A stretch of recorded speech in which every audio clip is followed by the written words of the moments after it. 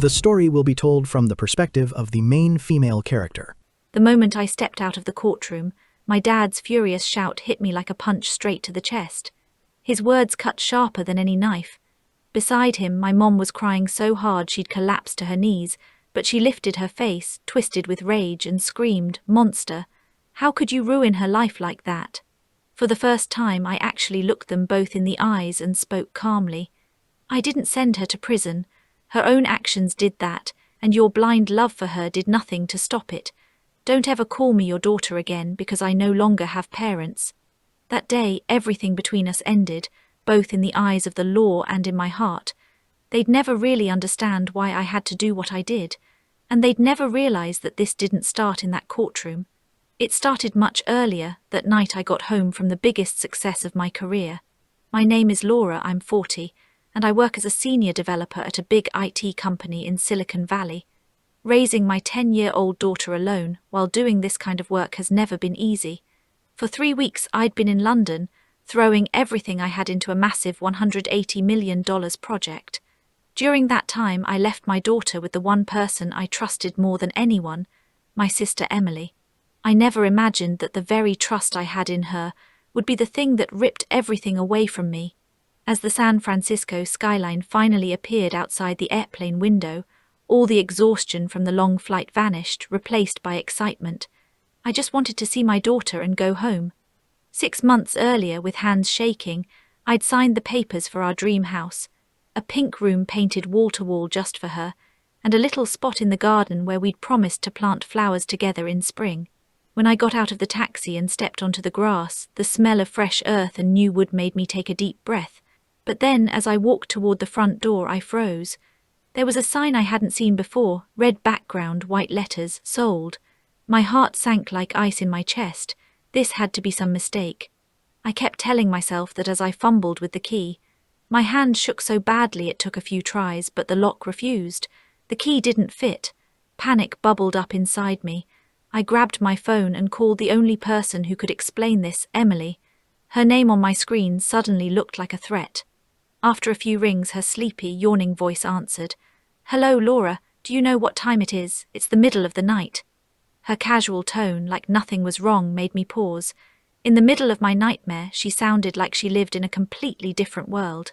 Barely able to get words out, I whispered, "Emily, I'm sorry to call so late. I'm standing in front of the house and the key doesn't work. There's a sold sign out front. This has to be a mistake. Do you know anything about this?" She chuckled softly. That cheerful, almost amused laugh sent a chill down my spine. "Oh, you finally noticed. I was going to say surprise." "Surprise?" My throat went dry, my heart pounding. "Yeah, your house got sold. I sold it for you." My mind went blank. The ringing in my ears was deafening. This had to be some sick joke. "What do you mean? I don't understand. You can't do that." "Sure I can," she said brightly. "Remember that power of attorney you signed 6 months ago? You gave it to me in case something happened while you were away. Remember?" I remembered it vividly. It was supposed to cover medical emergencies for my daughter while I was abroad, a symbol of trust, a sisterly safeguard, not a green light to sell my house. Emily sighed.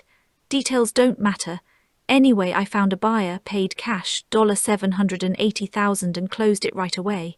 I froze. $780,000 for a house worth $2.5 million. My blood ran cold. I started screaming into the phone. "Emily, do you even understand what you've done? Cancel it right now." But her voice stayed calm, almost detached. "It's too late now. And honestly, why are you so angry?" "Don't be angry," I whispered, my voice breaking. "You sold my house, my daughter's future. How can you not see that?" "I did it for you," she said like she was proud. "Think about it, you're a single mom. That big house, way too much for you. Even Mom said you're being unrealistic." That word hit me like a poisoned arrow. Unrealistic. The same thing I'd been accused of over and over in my career. And now my own sister, the person I trusted with my child, was saying it to my face. It had always been like this with her. When I succeeded, she sulked. When I achieved something, she wanted it too. My house, my dream, my proof of success. She couldn't see it as a victory for me. To her it was something to envy, to destroy. And to satisfy that envy, she used my trust as her weapon. You have no idea how complicated it was, Emily bragged, her voice like she was showing off. Most companies are super picky about ID, but I found this small, highly rated firm online. They were amazing, super efficient. The guy even said I handled the paperwork perfectly. You should be thanking me. I couldn't speak.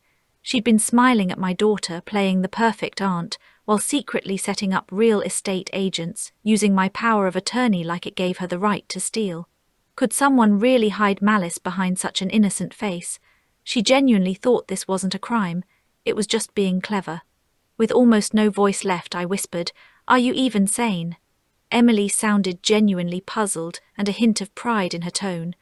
"Of course I am, maybe more clear-headed than ever. You're the one who needs to calm down." "Calm down," I wanted to scream. How could I calm down right now? Then she dropped another bomb. "Oh, I almost forgot. Don't worry, I used part of the money for a down payment on a new apartment downtown. Really safe building. Close to good schools too. Way more convenient than that big house in the suburbs." Something inside me just broke. She hadn't only taken my home, she'd rearranged my entire life without asking. Holding my daughter in her arms while plotting to dismantle my world, it wasn't kindness. It was control. Pure, condescending control. "And the rest of the money?" I asked, my voice shaking. "Well, we decided to take a family trip to Hawaii next week. 2 full weeks. First-class tickets, 5-star hotel, all thanks to you." Her voice sounded full of genuine joy, no guilt at all. They were flying off on stolen money from my home, while I stood there in the middle of the night, frozen. My anger slowly shifted. It went past boiling over and settled into a cold, sharp resolve. "Thank you, Emily." "What?" she said. "See, I knew you. Appreciate it eventually." "Yes, thank you for showing me exactly what kind of person you really are." "What's that supposed to mean?" "It means we're done. Nothing left to say." Her voice wavered for the first time. Panic crept in. "Wait, after everything I did for you, you're so ungrateful." I hung up before she could finish. The call ended with that dull beep. I stood there in front of the sold sign. My future, my dreams, every promise I'd made to my daughter gone overnight.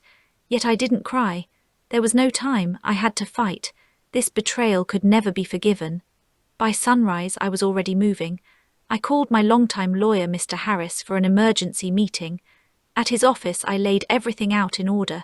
He listened silently, then spoke gravely. "Laura, this is one of the most malicious cases I've seen. This power of attorney you gave your sister is strictly for medical emergencies for your daughter. It gives her no right to sell property or handle financial transactions. What Emily did, that's straight-up fraud. She abused your trust, your child's trust. That makes this extra serious." He went down the list, naming every crime. Misusing the power of attorney, real estate fraud by selling the house at a ridiculously low price, embezzlement by taking the money for herself. Each of those could carry years in prison. "Are you ready to fight?" he asked. I didn't hesitate. "Yes, do it." Before I crossed the line into criminal charges, I tried one last time with my parents. Maybe they'd talk sense into Emily. But when I told my mom, her response was colder than ice. "Oh, Laura, you're still upset. Emily did it for your own good. She's been taking care of your daughter. And this is too much." My dad yelled in the background, "Laura, you may have succeeded, but you're getting arrogant. Show some gratitude to the family." I couldn't believe it. They were defending Emily, the criminal, and calling it stress, as if that justified her stealing my home. I said calmly, "Dad, this isn't about gratitude. What Emily did is illegal. My lawyer." "Your lawyer, you always run to outsiders about family stuff. That's why people say you're cold," he interrupted. I realized everything. Emily had played the worried sister, framed her jealousy as concern, and turned our parents against me. To them, my success and the house I built were outside their understanding, reasons to worry, not celebrate. They loved Emily's normal life and couldn't handle mine. Finally, my mom said one last warning. "Don't make a scene, Laura. Emily's delicate. If anything happens to her, we'll never forgive you." The thread connecting me to them snapped. My last hope shattered. "All right, Mom," I said coldly. "I won't rely on you. I'll handle this my way." Laura hung up. Alone, abandoned but strangely strong, I felt a resolve rise inside me. No family left to shelter me, nothing holding me back. I contacted Mr. Harris again. Please, I said. That single word set everything in motion. The next day we went to the district attorney's Economic Crimes Division. I handed over all evidence and filed an official complaint. The suspect had exploited her position of trust, taking care of my daughter while committing the crime. Mr. Harris emphasized how malicious it was.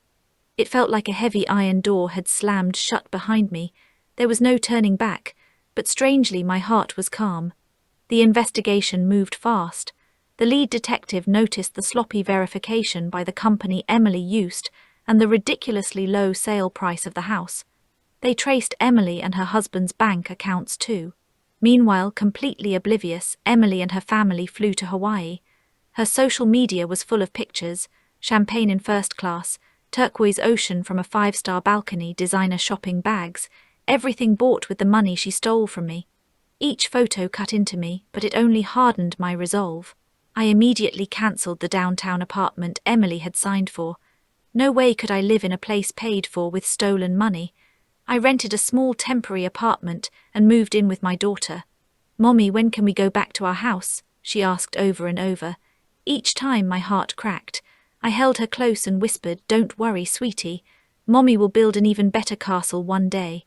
Back at work, I threw myself into my projects even harder. It didn't feel like a burden anymore. I had someone to fight for. That alone gave me strength. Emily came back from Hawaii completely clueless about what had been happening while she was sipping cocktails and posting selfies online. 2 months had passed since I filed the complaint, and finally the day came when she got the official notice. It wasn't a friendly request, it was a legal summons. She couldn't ignore it. At first, Emily tried to act like it was no big deal, as if she were just going in for a casual conversation. Then she read the legal notice: mandatory appearance, no right to refuse, and that's when her confidence started to crumble.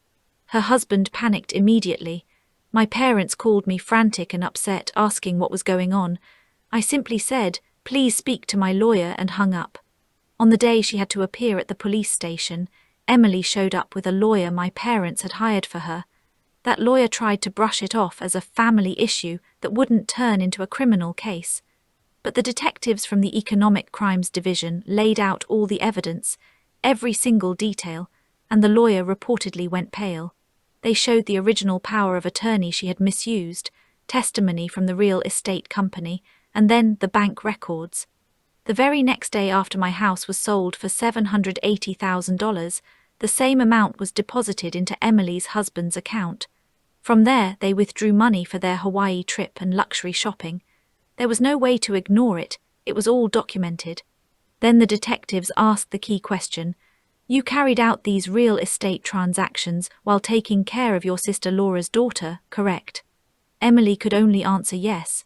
At that moment it became clear that her actions were not just a financial mistake, they were a deliberate, calculated betrayal of my trust. The detectives gave her one last chance.